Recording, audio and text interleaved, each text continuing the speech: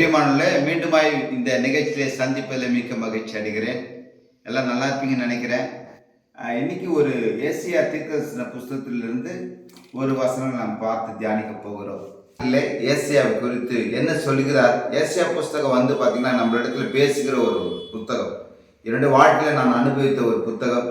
படித்த 66 அதிகாரத்தையும் 3 நாட்கள் 22 அதிகாரம் சொல்லி, ஒரு நாளைக்கு 22 அதிகாரம் என்று சொல்லி 3 நாட்கள் அதை நான் படித்து முடித்தேன். என்னுடைய வாழ்க்கையிலே ஒரு திருப்பு முனையான ஒரு புத்தகம் என்று சொன்னால் அது ஏசியா தீர்க்கதரிசன புஸ்தகம் மட்டும்தான். சரி, அது போகட்டும். வருகிற நாட்களில் என்னுடைய சாட்சியை கூட நான் பகிர்ந்து கொள்ள விரும்புகிறேன். இன்று நாம் பார்க்க போகிற ஒரு வசனம் ஏசியாவின் தீர்க்கதரிசன புஸ்தகம். நான் வாசிக்கிறேன். ஏசியாவின் தீர்க்கதரிசன புஸ்தகம் 2ஆம் அதிகாரம் 5ஆம் வசனத்தை நாம் இப்போது பார்க்க போகிறோம். யாக்கோப்பின் வம்சத்தாரே, கர்த்தரின் வெளிச்சத்திலே நடப்போம் வாருங்கள். பாருங்க, யாக்கோப்பின் வம்சத்தாரே, கர்த்தரின் வெளிச்சத்துல நடப்போம் வாருங்கள் என்று சொன்னார். அப்போ சாதாரண வெளிச்சத்துல நடக்கும்போது சம்டைம்ஸ் திணறுகிறோம், தடுமாற்றம் வருகிறது. இந்த ஒரு வாழ்க்கை குறித்து எடுத்தால் கூட அது ஒரு தடுமாற்றமா இருக்கும். வாழ்க்கையில ஒரு வெளிச்சம் இல்லை அப்படி என்று சொன்னா நம்முடைய பிரமாணங்கள், நம்முடைய சரீர ரீதியாக கூட ஒரு வெளிச்சம் இல்லாத இருக்கும். பாருங்க, அகத்தின் அழகு முகத்துல தெரியும் சொல்லுவாங்க. அது போலதான் இந்த வேத வசனங்கள் நம்ம கர்த்தரோடு கூட படித்து அது கர்த்தரோடு கூட இருப்போமானால் உண்மையாக முகத்துல ஒரு முகமலர்ச்சி உண்டாகும். வேத வசனம் ஒரு முகமலர்ச்சி உண்டாகும். என்னுடைய அனுபவத்தை கூட நான் சொல்லுவேன். அநேக பேருக்கு ஒரு அனுபவம் இருக்கும். இந்த வேத வசனத்தை ஏன் நம்ம படிக்க சொல்றேன்னு சொன்னா, அந்த வேத வசனம் நம்மளுக்கு மன மகிழ்ச்சி தருகிறது. எந்த ஒரு கெட்ட பாதையில் கொண்டு போகாது. இது நம்மளை கடைப்பிடிப்போமானால் உண்மையாகவே இது நம்மளை வழி நடத்தும். எப்படி வழி நடத்தும்னா வெளிச்சத்தில் நடத்தும். அதனால தான் சொல்றாங்க, யாக்கோப்பின் வம்சத்தாரே, கர்த்தருடைய வெளிச்சத்துல நடப்போம் வாருங்கள். அப்போ கர்த்தருடைய வெளிச்சம் என்ன அப்படின்னு சொல்லி பார்க்கும்போது, இந்த நானே வழியும் சத்தியம் ஜீவனுமா இருக்கு. என்னென்று சொன்னால் வார்த்தை என்ன சொல்லுதுன்னா, இயேசு கிறிஸ்து என்ன சொன்னார்னா, நானே வழியும் சத்தியமும் ஜீவனுமா இருக்கு. இந்த சத்தியத்துக்குள்ள நடந்தா வழி கிடைக்கும். வழி கிடைச்சுன்னா பாதை வெளிச்சமா இருக்கும். சங்கீதங்களின் புஸ்தகம் 43ஆம் அதிகாரத்துல 3ஆம் வசனத்தை நான் படிக்கிறேன், கேளுங்க. சங்கீதம் 43ல 3ஆம் வசனம் பாருங்க. உமது வெளிச்சத்தையும் உமது சத்தியத்தையும் அனுப்பி அருளும். உமது வெளிச்சத்தையும் உமது சத்தியத்தையும் அனுப்பி அருளும். அது என்ன பண்ணுமா? அவைகளை நடத்தி உமது பரிசுத்த பதத்துக்கு உமது வாசஸ்தலங்களுக்கும் என்னை கொண்டு போவதாக.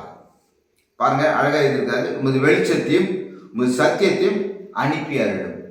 அப்போ வெளிச்சத்தையும் சத்தியத்தை அனுப்புனார்னா அதுக்குள்ள நம்மளால நடக்க முடியும். வெளிச்சம் இல்லாத இடத்துல, ஒரு இருளான இடத்துல நடக்க முடியுமா? கண்டிப்பா நடக்க முடியாது. அநேக பேரோட வாழ்க்கையில இருளான வாழ்க்கையில் தான் வாழ்ந்து கொண்டிருக்கிறோம்.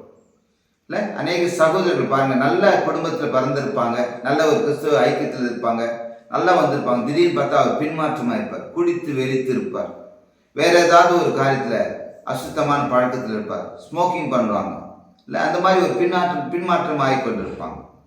அப்போ நல்ல பைபிளுடைய பேர் வச்சிருப்பாங்க, ஆனால் அவளுக்கு அப்படியே ஆப்போசிட்டா செயல்படுவாங்க. ஸோ இந்த மாதிரி காரியங்கள் எல்லாம் நடக்கிறது. ஆனால் அங்கே சொல்லப்படுகிறது அழகா, உமது வெளிச்சத்தையும் உமது சத்தியத்தையும் அனுப்பிவிடும். அநேக போதர்கள் உங்களை வழி நடத்திருக்கலாம். திருச்சபை போதர்கள் வழி நடத்திருக்கலாம், வேற சபை போதர்கள் உங்களை வழி நடத்திருக்கலாம். நம்ம கடைப்பிடிக்க தெரியல. ஏன்னு சொன்னால் உலகத்தோடு கூட நம்ம ஒட்டி இருக்கிறோம். தானியேல் தரிசனத்துல பார்த்தது போலவே இரும்பும் களிமண்ணு போல நம்ம என்ன பண்றோம்? ஒட்டி இருக்கிறோம். இது ஒட்டாது பிரியமான. ஆகையினால் கிறிஸ்துவை கடைப்பிடித்தீர்களானால் உண்மையாகவே யாக்கோப்பினுடைய வெளிச்சத்துல எப்படி நடப்போம் வாருங்கள் என்று சொன்னாரோ அது போலவே கண்டிப்பாக நீங்க அந்த வெளிச்சத்தை நடப்பீங்க. 1 யோவான் 1ஆம் அதிகாரம் 5ஆம் வசனத்தை நான் படிக்கிறேன், கேளுங்க. தேவன் ஒளியா இருக்கிறார், அவரில் எவ்வளவு வேணும் இருள் இல்லை. இது நாங்கள் அவரிடத்தில் கேட்டு உங்களுக்கு அறிவிக்க விசேஷமாய் இருக்கிறது. நல்ல வசனம் பாருங்க. தேவன் ஒளியா இருக்கிறார், அவரில் எவ்வளவேனும் இருள் இல்லையா.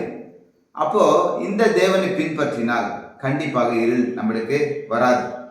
பாருங்க, சில பாகால் தெய்வங்களுக்கு விளக்கை ஏற்றி வைப்பார்கள், இல்ல மரித்தலுக்கு முன்பதாக விளக்கை ஏற்றி வைப்பார்கள். அது கொஞ்ச நேரம் தான் இருக்கும். அந்த எண்ணெய் இருக்கிறதோ அல்லது மெழுகுவத்தியோ அது கொஞ்ச நேரம் தான் எரியும், அப்புறம் அணைஞ்சிடும்.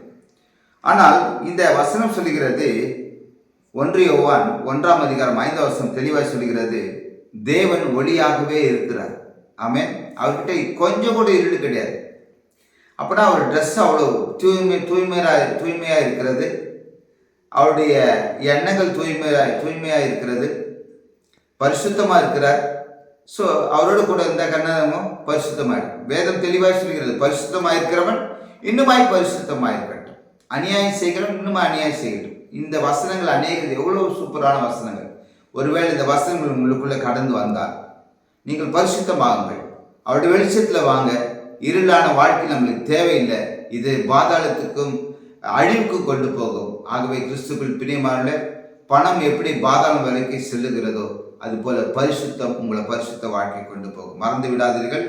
இந்த வசனம் உங்களை வழிநடத்தும். யாக்கோப்பின் வம்சத்தாரே, கர்த்தரின் வெளிச்சத்தில் நடப்போம் வாருங்கள் என்று சொன்ன வசனப்படி கண்டிப்பாக நடப்போம். இந்த மாதம் உங்களை கர்த்தர் வழி நடத்துவாராக. வெளிச்சத்தில் நடத்துவார். கர்த்தர் உங்களை ஆசீர்வதிப்பாராக. God bless you each and everyone.